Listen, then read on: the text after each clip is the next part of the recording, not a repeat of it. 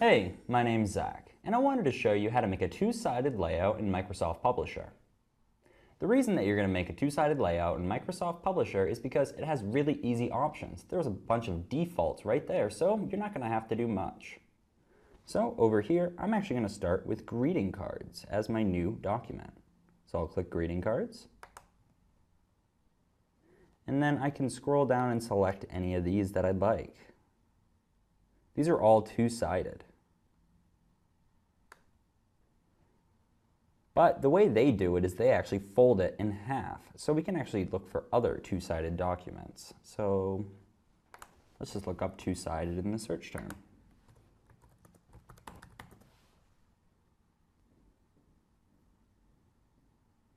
Okay, and as you'll notice, this one right here says two-sided.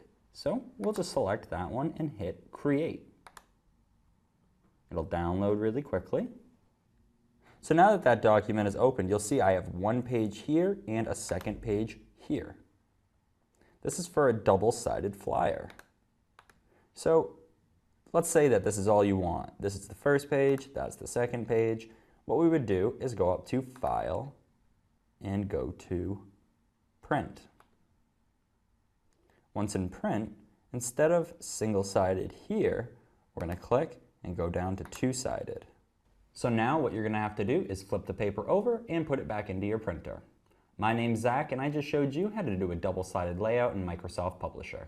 Thanks for watching.